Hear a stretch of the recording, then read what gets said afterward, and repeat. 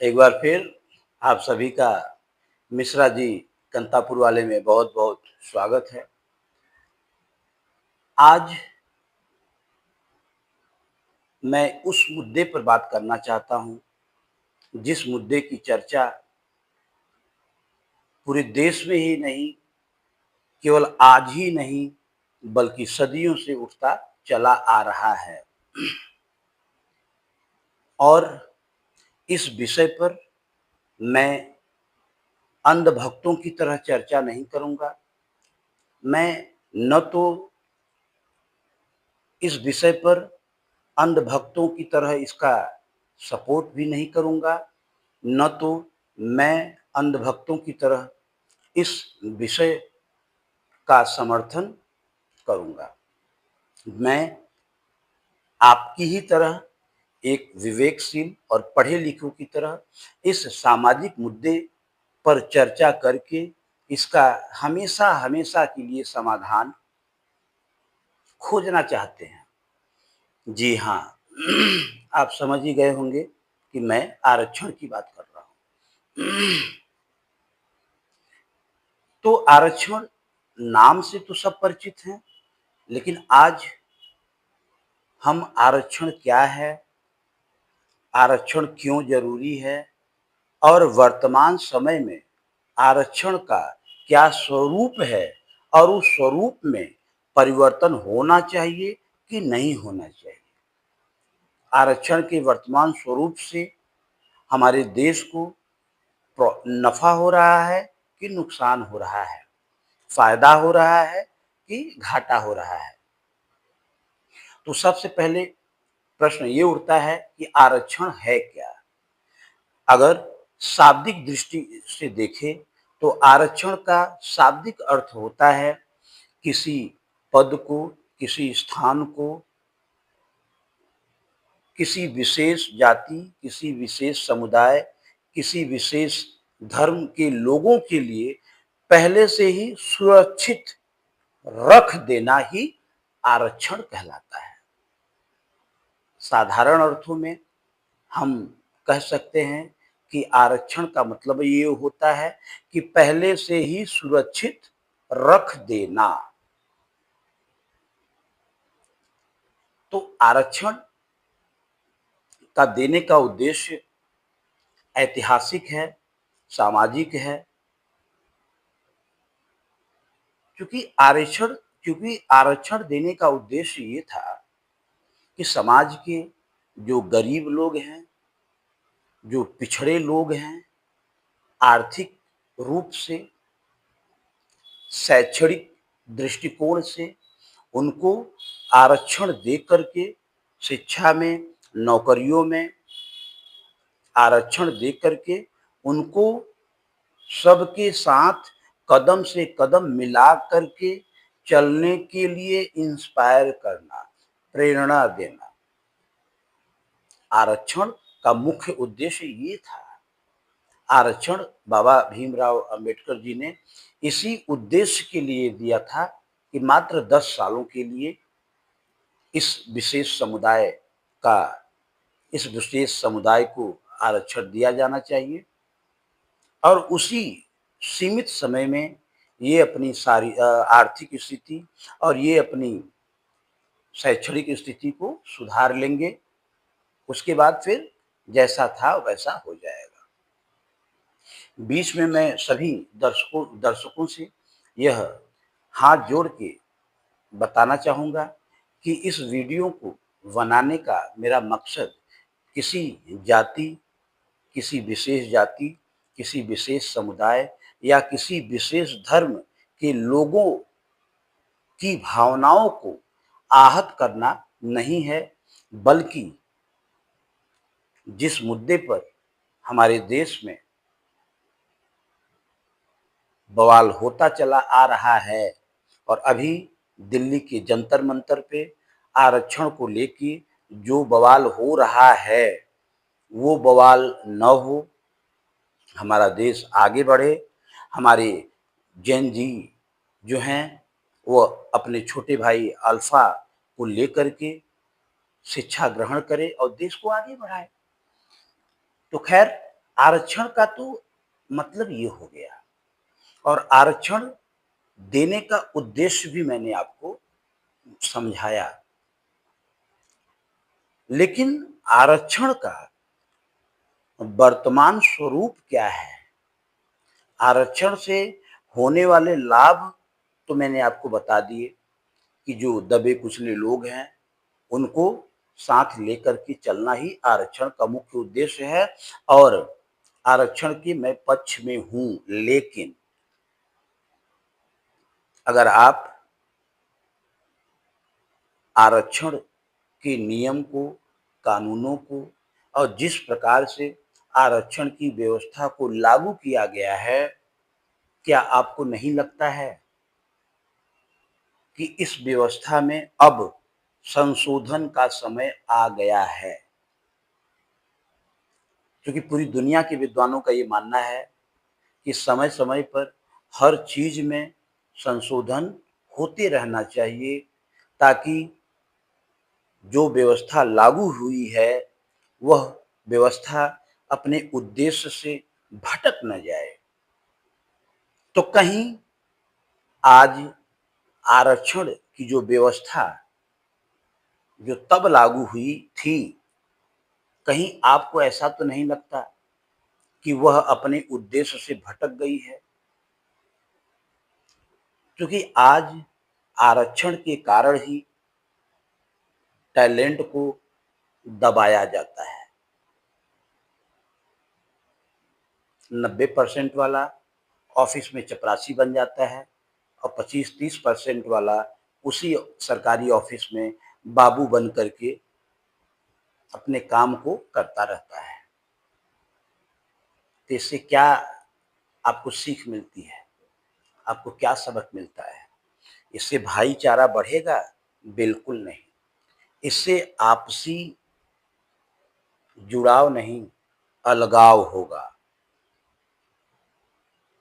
आपका बेटा आईआईटी 5 साल में 20 लाख रुपया दे करके करता है, वहीं किसी विशेष जाति और समुदाय के बच्चे 1 लाख 2 लाख में ही वह पूरा कर लेते हैं।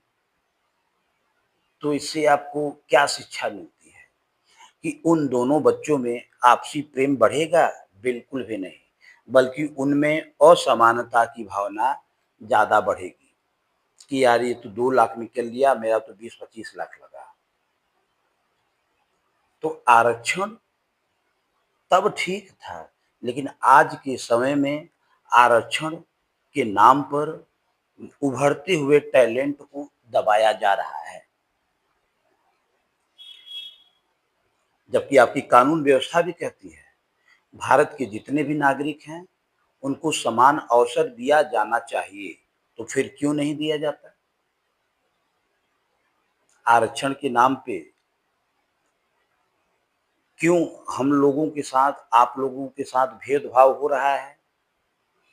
और फिर कुछ बुद्धिजीवी वर्ग बोलते हैं कि जाति के नाम पे ब्राह्मण जो है इसको बनाए हैं, जाति के नाम पे ब्राह्मण ही दंगा कराते हैं। ये तो आपकी जो सोच है, इस पे मात्र हंसी आती है और कुछ नहीं आती है। कारण ये है कि आरक्षण ब्राह्मण ने नहीं बनाया है,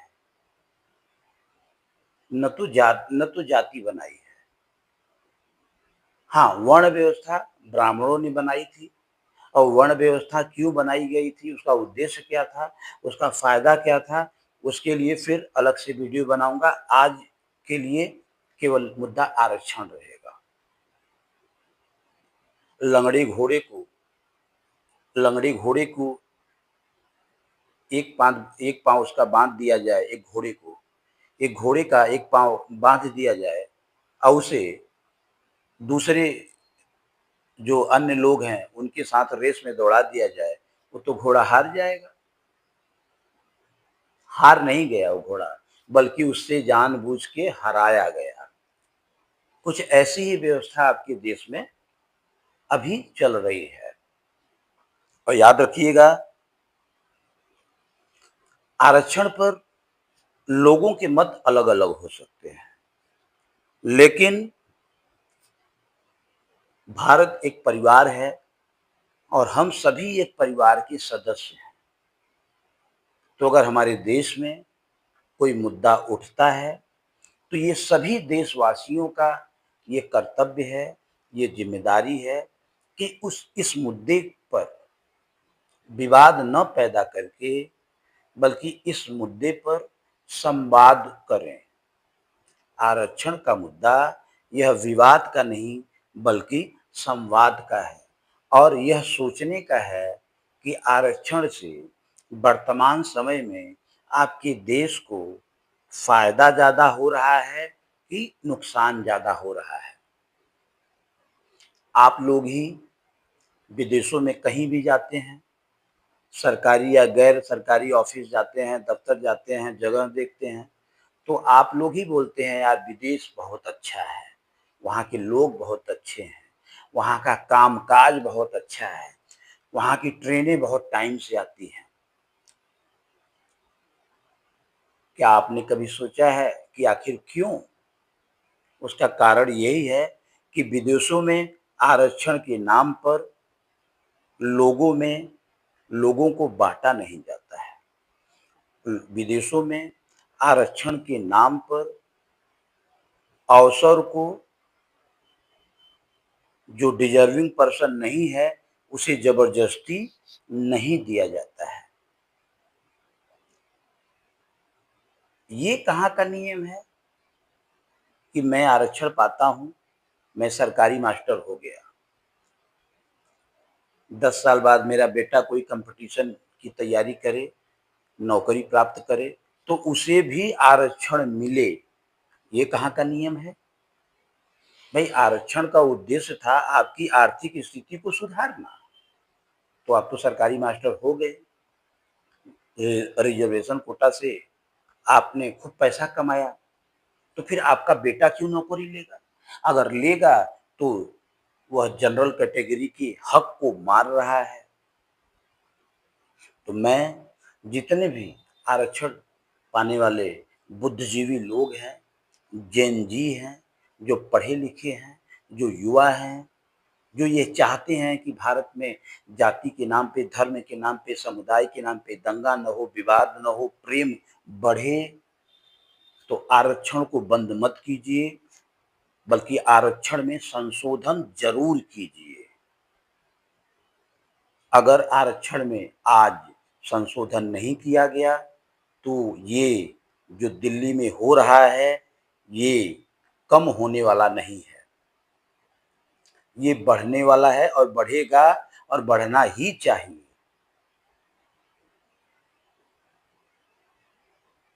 क्योंकि किसी विशेष जाति समुदाय के लोगों को एक खास तोहफ़ा मिले और हमारे बच्चों को और आपके बच्चों को लॉलीपॉप दे दिया जाए सरकार की तरफ से, तो ये तो गलत है। ये तो कानून ही आपके साथ भेदभाव कर रहा है। ये तो संविधान ही हमें बाँटने की कोशिश कर रहा है। इसलिए आरक्षण में संशोधन ज़रूरी है। आरक्षण में संशोधन क्यों ज़रूरी है? क्योंकि अब आरक्षण का दुरुपयोग किया जा रहा है। जी हाँ, वर्तमान समय में आरक्षण का दुरुपयोग किया जा रहा है। और एक बात मैं यहाँ बता दूँ, आरक्षण जो दिया गया था किसी विशेष समुदाय को, तो यह सुविधा दिया गया था। लेकिन आज आरक्षण को कुछ लोग सुविधा नहीं, बल्कि अपना अधिकार समझने लगे हैं। यही होता है। बिना संशोधन के लगातार नासमझी से अगर आरक्षण दिया गया, तो कई वर्षों के बाद उनके अंदर ये फीलिंग आ गया कि नहीं, ये सुविधा नहीं है, मेरा अधिकार है। अगर आरक्षण खत्म हुआ तो देश जला देंगे। क्यों जला देंगे भैया देश? देश केवल आपका है, देश मेरा नहीं है। आप जलाएँगे तो मैं खड़ा रहूँगा देश के लिए। पूरा टीचर समाज खड़ा रहेगा देश के लिए। पूरा जेन ज़ी खड़ा रहेगा देश के लिए। पूरा स्टूडेंट खड़ा रहेगा देश के लिए। आप अकेले कौन होते हैं फैसला करने वाले? तो देश में आरक्षण पहला नंबर उसी को मिलना चाहिए जो आर्थिक रूप से गरीब हो, चाहे वह हिंदू हो, चाहे मुस्लिम हो, चाहे सिख हो, चाहे ईसाई हो। क्या ब्राह्मणों में गरीब नहीं है? 400 सालों से हम लोग कहानी में पढ़ते आए हैं कि एक गांव में एक गरीब ब्राह्मण रहता था। ये भारत का इतिहास जानता है कि अगर कोई कहानी लिखी जाएगी, अगर उसमें ब्राह्मण है तो उसे गरीब ही कहा जाएगा, दिखाया जाएगा। लेकिन आज तक ब्राह्मणों को आरक्षण नहीं मिला। क्यों नहीं मिला? या तो तब झूठ बोल रहे थे कि ब्राह्मण एक गरीब ब्राह्मण था, उस समय ब्राह्मण अमीर था, इसलिए आपने उसे आरक्षण नहीं दिया, या तो अब गलत बोल रहे हैं। तो आरक्षण आर्थिक आधार पर देना चाहिए। जो भारत में गरीब हैं उनको आरक्षण मिलना चाहिए। नंबर 2, भारत में जितने ओरिजिनल सही मायने में हैंडीकैप हैं, शारीरिक रूप से अक्षम हैं, दिव्यांगजन हैं, पढ़े लिखे हैं, वे नौकरी पा करके देश की सेवा कर सकते हैं, तो उनको आरक्षण मिलना चाहिए। लेकिन अगर कहीं गलत तरीके से एफिडेविट बनवा करके, कानून का सहारा ले करके अगर नौकरी प्राप्त करते हैं, आरक्षण का सुविधा लेना चाहते हैं, तो गलत है। तीसरा, आरक्षण हमारे देश के वीर सैनिक, जवानों, शहीदों के परिवारों को आरक्षण जरूर मिलना चाहिए, क्योंकि यही हमारे रियल हीरो हैं। तो अगर हम अपने रियल हीरो को आरक्षण नहीं देंगे तो फिर हम किसे देंगे? थोड़ा सा 2 मिनट सोच करके आप लोग बताइएगा। तो फैसला अंत में आपके हाथ में है। ये आप डिसाइड करेंगे, ये आपका फैसला होगा कि आरक्षण का जो स्वरूप है पुराना वाला वही रहने दिया जाए, कि वर्तमान समय में आरक्षण को संशोधित करके उसे एक नया रूप दे करके सभी को समान अवसर दिया जाए, सभी को समान न्याय दिया जाए। अगर आरक्षण में तुरंत संशोधन नहीं किया गया तो याद रखिए, सामाजिक व्यवस्था, सामाजिक न्याय, सामाजिक अवसर ये केवल कहने की बात हो जाएंगी। सच्चाई से इसका दूर दूर तक रिश्ता नहीं है। वीडियो को ज़्यादा लंबा नहीं करना चाहता हूँ। आप देश के किस कोने से देख रहे हैं ये जरूर बताइएगा, लेकिन वीडियो शुरू से अंत तक देखने के बाद, एक बार 2 मिनट सोचने के बाद आप कमेंट जरूर कीजिएगा और ये जरूर अपनी अपने विचारों को मेरे साथ साझा कीजिएगा कि क्या आरक्षण का वर्तमान स्वरूप देश के लिए फायदेमंद है, या देश के लिए आरक्षण का जो वर्तमान स्वरूप है वह देश के लिए बहुत ही नुकसानदेह है। क्योंकि देश आपका है तो जिम्मेदारी भी हमारी ही है कि इस समस्या से छुटकारा कैसे दिला सकें। और सबसे बड़ी बात, हमारी जो पीढ़ी है, जेन जी जो पीढ़ी है, अल्फा जो पीढ़ी है, इसको आने वाले समय में किसी भी प्रकार से किसी भी प्रकार की समस्या न हो, आरक्षण का दंश इन्हें न डसे, उसके लिए जरूरी है आप इस वीडियो पर अपनी राय जरूर दें और अच्छा लगे तो शेयर और लाइक जरूर करें। बहुत बहुत धन्यवाद।